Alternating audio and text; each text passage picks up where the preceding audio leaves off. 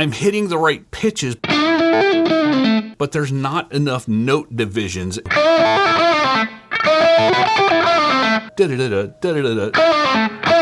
So I'm sitting down, I got my playlist on full of all my favorite blues artists, and I just sit there and I listen and I wait for inspiration to strike me, and that's how I get ideas for my 1-minute blues lessons, which currently come out 3 times a week. And so I'm sitting there, and the Jimi Hendrix Blues album comes on, and I hear this. Especially that second part, I'm like, something's there. So I sit down to listen to it, and so I learn the first part, and I'm going to teach you how to play that today, and then I'll teach you how to play the second part. And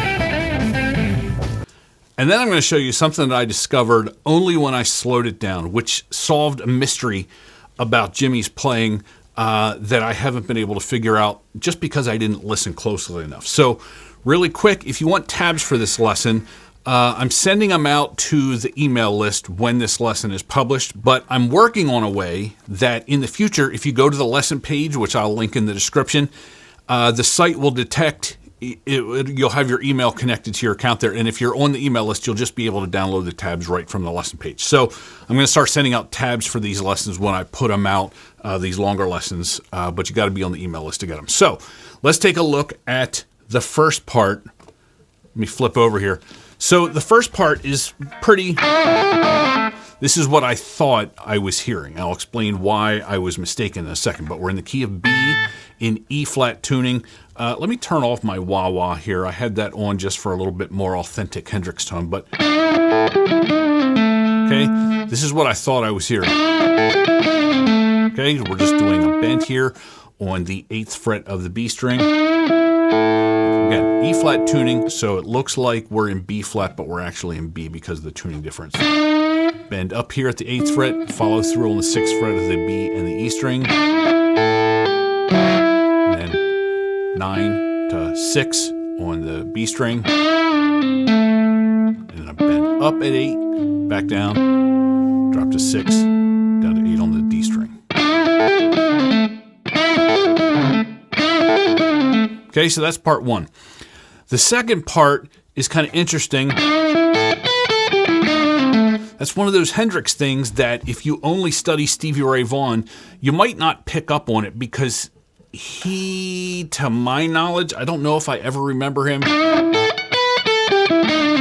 We're starting off the same with bend, follow through to these 2 notes, and then jump right up here to the 8th fret of the E string. Okay, and then he does a little flourish to finish off. So after we get down, we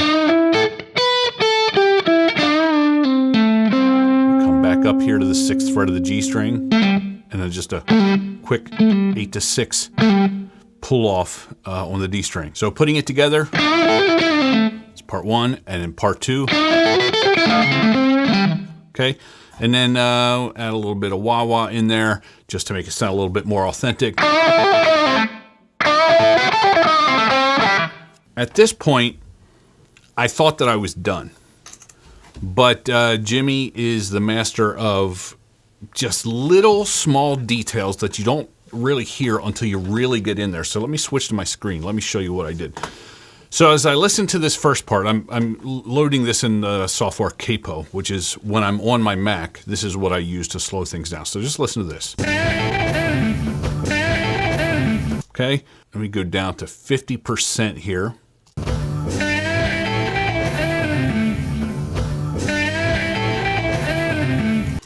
What do you hear when you listen to that?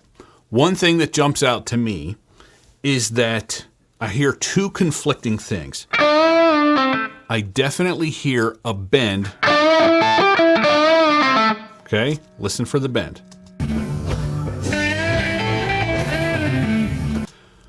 But listen to this section in particular.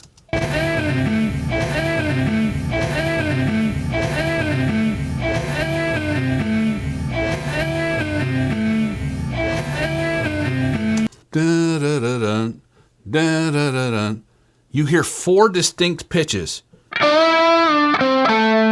The problem with bending at that point and coming back down is you don't hear a distinct pitch. It all kind of runs together. In this recording, it's almost like you hear 1, 2, 3, 4 distinct pitches like you would get if you did a slide instead of a bend. But the problem is, this is not the pitch that we hear. This is the pitch that we hear. So we hear the sound of a bend, which would indicate bending from here, but on the descent, we hear a distinct.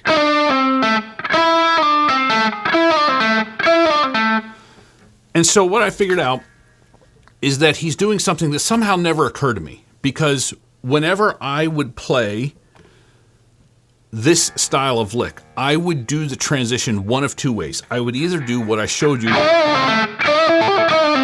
or I would slide going to here.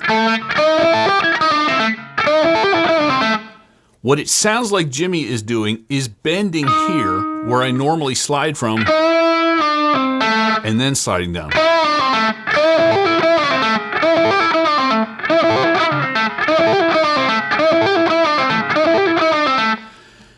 And it's, if you're not, like if you don't get super obsessed with small details, it probably seems like splitting hairs. But I get hyper-focused on these little things because I feel like I'm missing a note. And so a lot of times over the years when I'd listen to him play, he would play something like that where it sounds like I'm hitting the right pitches, but there's not enough note divisions in what I'm playing. That little shift.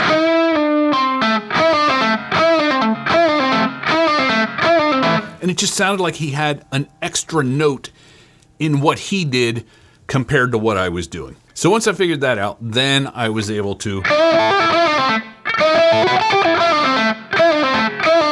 I could get the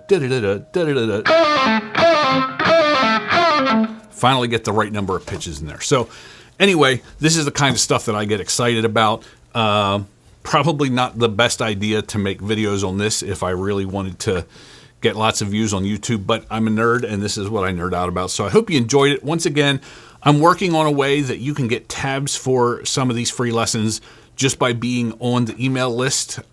So go ahead and get on the TXBA email list. I'll have a link in the description. And once I get this sorted out, basically you'll be able to go to a lesson page that when I advertise that there's tabs for it, and the system will check that your account's on the email list and you'll just be able to download it. So until next time, thanks for watching.